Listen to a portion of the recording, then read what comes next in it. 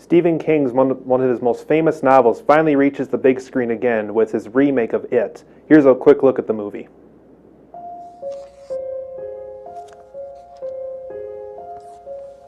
There you go. She's all ready, Captain. Thanks, Billy.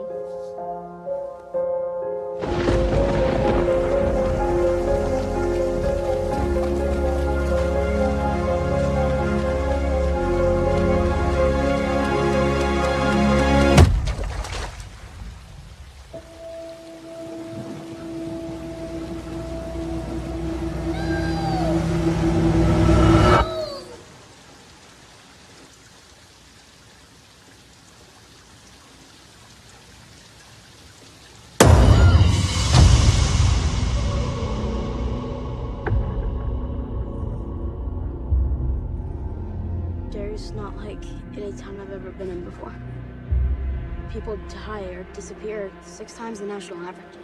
And that's just grown-ups. Kids are worse. Way worse. We all float down here. I saw something. There was this Clown. Yeah, I saw him too.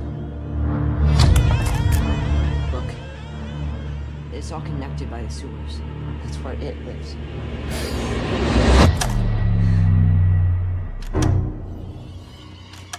What happened?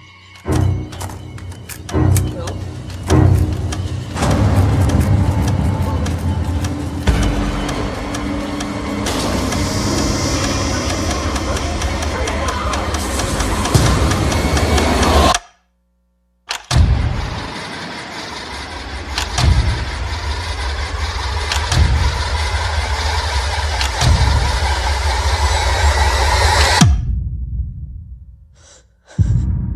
Bill, if you'll come with me, you'll float too.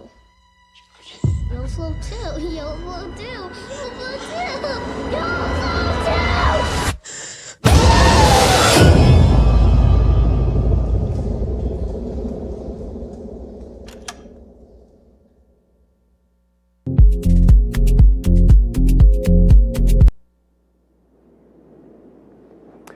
It is still considered to be one of Stephen King's most popular novels to this day, and so when this story first came to, I guess, the small screen as a miniseries in 1990, starring Tim Curry as Pennywise, it was already a huge hit. It already terrified a lot of people. For those who are already scared of clowns, this basically confirmed the fact that you will still be afraid of clowns. So this time around, it did reach it to the big screen, and we have relatively new actor Bill Skarsgård playing Pennywise this time. And the story of it, both in this version and in the miniseries, and pretty much the novel as well, it features a young cast of characters who are all terrorized by this clown named Pennywise.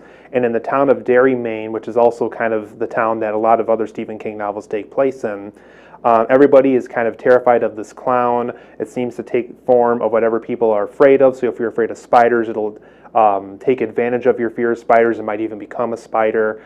So the overall Pennywise clown can become many things. It can kind of miraculously be in like more than one place. Like it can be in 2 places at once. So it can do multiple different things. It has multiple different abilities. And so these kids in this town are trying to figure out what exactly they can do about this clown. What do they have to do? Do they have to go down to the sewers, since that's kind of the first encounter that one of these kids had with the clown? They have to figure out, what is Pennywise afraid of, since Pennywise seems to be able to find that little niche in everybody to figure out what they're afraid of. So throughout the course of this film, these kids are terrorized by the clown. They have to figure out what to do about him. And they have to figure out, what can they do about this fear that they have. They form this team called the Losers Club. They basically have to come together, be friends, learn to love each other, learn to be friends with each other, and have to take down this clown all at once. So overall, I was very happy with this remake of It. It's definitely a different kind of interpretation than the miniseries was. even the character of Pennywise is pretty different here than he was in the miniseries. Tim Curry's Pennywise is more dark comedy, more in-your-face kind of a clown. This clown that Bill Skarsgård plays here, and like I said, he's not really a new actor, but he's been in a couple of smaller films before this one. His Pennywise is more scary, more sneaky, more mysterious, and for some people that might work better than the Tim Curry Pennywise. They're definitely two different kind of clowns, and I think they both work. I think they both work in their own original way. For me personally, I thought the Tim Curry Pennywise did have more personality. This Pennywise is a little bit scarier and more sneaky, so like I said, depending on what you really want out of this character, I think is really going to depend on where you stand with who might be the better Pennywise and so forth. But for my positives and negatives of this new It movie, the talented young cast they assembled was absolutely phenomenal. Some of these actors and actresses I've never seen before in other films. Some I've seen maybe on Stranger Things or some other smaller things. But for the most part, this is a relatively new cast, kind of like with how they casted Pennywise. And every one of these kids did a terrific job. They each have their own original personality. They work great as friends. They work great as screen chemistry. This cast they assembled here is young and talented, and they did a phenomenal job here. So when It Chapter 2 comes out when they're adults, I really do hope that whoever they casted the adults are just as strong as playing these characters as these kids were in this movie, because unfortunately the story's not over with here. We are going to get a Chapter 2 of this story in 2019. I also thought the Pennywise that we got here, played by Bill Skarsgård, is an overall scarier Pennywise. Like I said, it doesn't entitle a better Pennywise, but for those who were hoping for something scarier than what Tim Curry did in 1990, I do think we get that kind of Pennywise here more so than the 1990 miniseries did. So overall, I really liked what Bill Skarsgård did as Pennywise. Maybe not a better Pennywise, but certainly something different, something more new and more original than maybe what Tim Curry did. So depending on how you view Pennywise, that will also view your viewpoint on how the Pennywise character is overall for you. Overall, this new It film too, I thought was scary, funny, charming, and mysterious all at once. And that's kind of a rare thing for a horror film to do, is to manage to be funny and charming and mysterious and be able to maintain all these sub elements and sub-genres all at once. So I thought it was really impressive how they were to maintain that and be able to pursue that for this movie. Because not only was it a scary film, but it manages to be, a comedy and a romance and a drama all at once as well. For my negatives of the It movie, though, I thought that this version needed a stronger sense of character development. One thing that the miniseries did better than this movie did is the miniseries at least let you kind of see these kids at home, see their own personal lives, see what they're like more so when they're by themselves and they don't have their friends around them to protect them from Pennywise and so forth. So I thought that aspect could have been improved upon, because really the only times we see these young kids at home is when Pennywise is doing something at their home to make them scared even more of Pennywise. While in the miniseries, we also just get to see more of their home life in that version of the story. My other negative of this new It movie is I thought the scenes that took place in school felt too brief. And I guess one reason why it felt that way is because this film starts at the end of the school year for these kids, and as a result, we really don't get to see a lot of what these kids are like in school, and that is something that the miniseries did in 1990, where they got to play around with that a little bit more. They got to play around with the fact that one of them was afraid of germs, and be able to go to the shower room in the gym and so forth. Because it is the end of the school year, it's very, very brief. We really don't get to see a lot what their school life is like. So I thought that was another negative in this film that could have been better, and hopefully in the Chapter 2 of It in 2019, we get to see a little bit more of their careers as adults, hopefully, by then, too. So overall, this new It film, I'm going to give it a 9 out of 10. It's a very strong interpretation. It's a very clever way to kind of reintroduce the story to a new audience. Highly recommend this film. If you haven't seen It yet, be sure to check it out. Now on to my next film with another Lego movie, which is Lego Ninjago. Here is another quick trailer and a quick look at the movie. Hey, Mom, could we talk about Dad? What's my name? Garmadon! So, when you guys got together, was Dad always an evil warlord? Okay, well, here it is. I got swept up. The He had so many plans. He was so ambitious. He said he wanted to conquer the world. It must have been love. I thought it was a figure of speech. But if I had never met Garmadon, I would have never had you. Hey. His dad ruins everything. Uh-oh, it's Garmadon! Can I have a bathroom pass? Coast is clear. Students, a true ninja knows when to fight and when to blend in the shadows. Caw-caw! Caw-caw! Unbelievable. All right, guys, let's get Garmadon. You can't catch me, Green Ninja. Watch this. Where did that come from? Hello, Dad. Lloyd? That's right, and it's Lloyd, Dad. 'Cause baby, now we got bad blood. You know it used to be bad blood. It's okay, Lloyd. Nobody's parents are perfect. Yeah, but I feel like there's more to Garmadon that I need to know. To understand your future, you must go back to your ninja roots.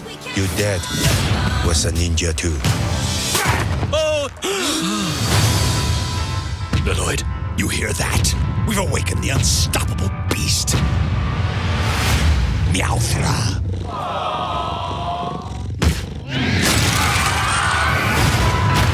Are you ready to risk your life for Ninjago? Ninja, go!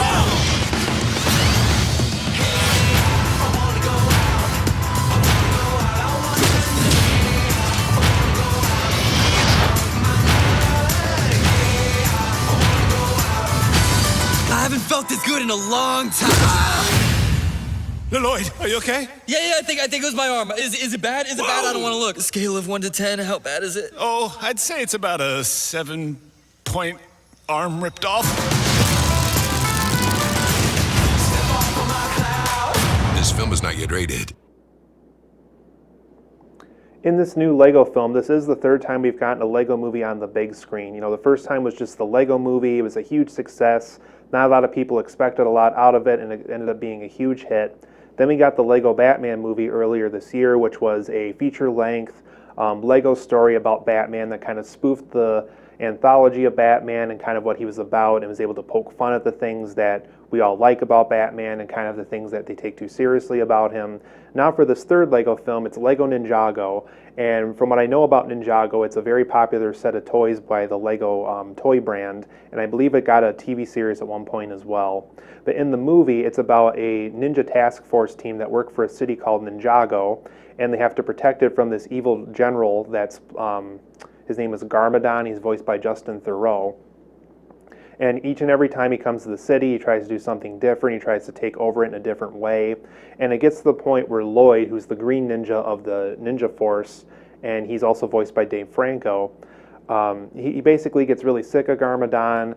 He's sick of kind of being this, because he is the son of Garmadon as well, so he's kind of sick of his dad kind of always doing these really horrible things to the city, and he's just kind of really sick of him. He wants to get rid of him once and for all. So his master, who's voiced by Jackie Chan, his character's name is Master Wu, he tells him about this thing called the ultimate weapon, and even though it could potentially take out Garmadon, it would also ruin Ninjago as a result as well.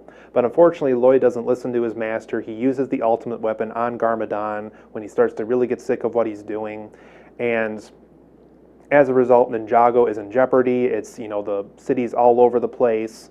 So as a result, Lloyd and his ninja team now have to find something called the ultimate weapon, which is apparently a weapon that could potentially take out Garmadon once and for all, just like the previous weapon, but it's also safer to use, unlike the ultimate weapon was from earlier. So now Lloyd and his team have to go into this jungle, which is outside of Ninjago somewhere, and they have to find this weapon to potentially take down Garmadon once and for all, and to hopefully rebuild Ninjago to the way that it once was. So overall, I liked the Lego Ninjago movie. I didn't enjoy it as much as those previous two Lego films, but I think it is a fairly fun film. I think if you have young kids, or if you enjoyed those two previous Lego films, I think you'll have a lot of fun here. It's just unfortunately not as fun as those previous two Lego films were. But for my positives and negatives of Lego Ninjago, I did like the practical Lego look they had in this film. I would even say the look of this film is a little bit more practical than what the Lego Batman movie used. Lego Batman was more so along the line of just a regular animated movie. This is more so a Lego story that really looks like it is using real Legos rather than just animation pieces. It really does look like they built some of these sets and built some of these characters by hand with Lego pieces, then brought it to an animation team and then brought it to the big screen. So I liked that look of this movie. It really kind of created a real practical Lego look for this movie. There's also some live action segments just like in the first Lego movie, and that really works well here. It also is kind of an interesting way to introduce Jackie Chan's character, because Jackie Chan plays himself in the live action segments, and of course he voices one of the characters here in Lego Ninjago. And I won't get into too much detail because it is spoiler territory, but all I can tell you is there is live action segments just like in that first Lego film, and when they have them, I thought it was kind of a clever way to get us invested into this new Lego story. I also thought the Garmadon villain, who's voiced once again by Justin Theroux, really was a lot of fun. He definitely was in the same vein as something you saw in the first Lego film or the Lego Batman movie. Definitely in that same vein of humor. Just had a lot of fun with the character. You know, it's not every day where you can say that a villain was very, very good in the movie. But I thought this was a very good villain that they used here in this movie. Very interesting character. I really enjoyed what they did with the overall Garmadon villain in this movie. But for my negatives of the Lego Ninjago movie, I thought the humor was very flat in this movie. Unlike the Lego movie or the Lego Batman movie, where a lot of those jokes hit really hard and they're very funny, so a lot of the jokes in this film were very flat. I definitely got the impression that they were aiming more so for like action and fantasy, which is fine. But I did get the impression they were trying to make certain scenes funny, and as a result, it was just very flat. It wasn't quite as successful as the previous two Lego films were regarding humor. Very flat humor in that regard. My other negative of this movie is I thought some of the side characters were very weak and uninteresting. Because the Ninjago team is already assembled at the beginning of the movie, we really never get to learn about Lloyd's friends and Lloyd's ninjas in this team that he works with. They're just kind of the people that are part of his team, and they're very uninteresting. We really never get to learn about them. We never learn why one of them's a robot. We never learn why, you know, one of them's closer to him than the other ones. I just was really not invested in these other ninjas. I really was just invested in Lloyd the whole time, which was fine, but it would have been interesting to see interesting side characters for Lloyd to work with for this ninja team. And overall, I thought this is the most predictable Lego film we've had yet. It feels more like a story formula at this point, like they literally just copy and pasted what worked in the Lego movie and the Lego Batman movie, used it for this film, and it just felt very predictable. I really was not surprised by anything in this movie. Everything that happened, I really wasn't surprised or shocked with how they took the story with in any way. So overall, I'm going to give the Lego Ninjago movie an 8 out of 10. I think it's a good film. It's a film I can easily say go out and rent at Redbox, but I don't know if I can send you to the theater to see this one, but it is a good movie to see eventually down the road. But now we're on to my Hidden Gem segment where I'm going to talk about a very underrated horror thriller film called Vacancy.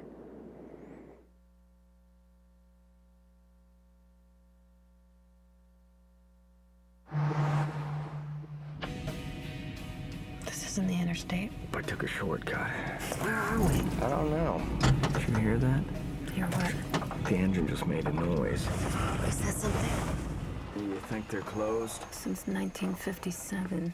Okay, I think that we're headed south. I mean, eventually we got to... Sorry. Sorry. I was just closing up. What do you think? I can't fix it till the morning. How can I help you folks? I think we'll stay here. I'm sleeping in my clothes. Never should have gotten off the interstate. We've had our tetanus shots, right? This looks like a real library of classics. But this really gets the honeymooners in the mood. Well, at least they could do is give us a little porn.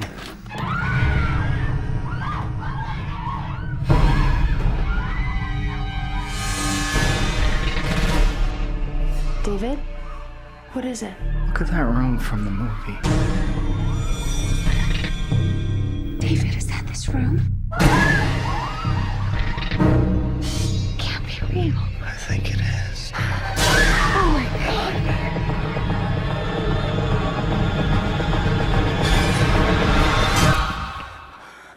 What's happening?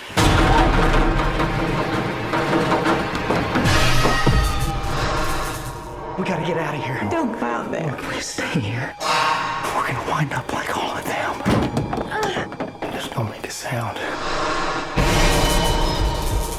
They have cameras everywhere. We gotta find another way out of here. Keep going, Matt. We don't know what's in there. We don't have any choice. Come on. Help! They're behind you!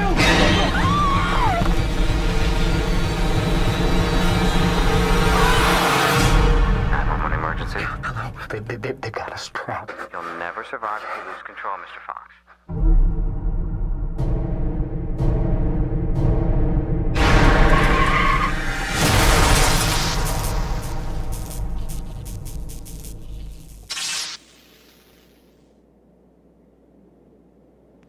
Vacancy to me is a very underrated horror thriller film. It's a film that I thought modernized that story of Psycho in a very interesting way, and it's really rare that I could say that because Psycho is such a classic film, such a contemporary story. It's so hard to retell it in today's world, but I do feel that The Vacancy from 2007 is probably the closest we've ever gotten to properly retelling Psycho in an interesting way that takes its own direction, that borrows elements from Psycho, doesn't steal it from it, but it goes in its own direction in a very interesting way.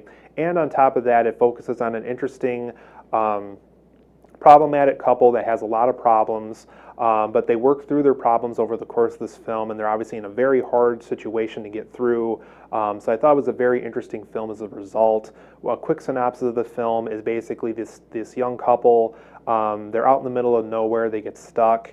Their car breaks down. They have to stay at a nearby hotel until they find a way to fix their car to be able to get back on the road again. There's something wrong about this hotel. They hear strange noises in the night. People try to barge in their door a lot. The manager seems to keep ignoring them whenever they complain. They don't have good cell phone reception out there. They don't have a good phone booth reception out there. Really the only kind of change they can get at the registers are dimes and so forth. So there's a lot of suspicious things going on, and throughout the course of this film, this young couple starts to figure out what exactly this hotel is and what it's all about. But for my positives and negatives of Vacancy and why I highly recommend seeing it is, like I said, it is a very unique modern take on Psycho, of the whole idea of this creepy hotel out in the middle of nowhere. At first it seems fine, but the more you realize about it, the more you study it, the more you look at the rooms, the more you realize there's something very off about this. There's something that doesn't feel right. There's something that about it that makes you want to leave right away, but you can't because you're out in the middle of nowhere. So it just has a very unique modern take on that whole Psycho story. I also thought the idea of focusing on a problematic couple was very interesting. You know, throughout the film, they're trying to resolve each other's problems, resolve each other's couple issues. They have problems with their child. They just have so many problems going on in their life, and throughout the movie, and while all this really harsh, tragic stuff is going on, they have to figure out what to do and how to, you know, resolve things in their own life. And I just thought it was very interesting. I thought rather than going with your perfect Hollywood couple, they went an interesting route and went with a couple that has problems and has something they have to resolve over the course of the movie. I also liked how this hotel had a lot of interesting twists and turns as this couple examines the room more and figures out what exactly is going on and what this hotel is. They find out that there's certain ways that people can break into the room easier and ways that they can potentially escape easier and so forth. Just a lot of interesting turns and twists that we find out over the film that makes the film even more intriguing as it progresses.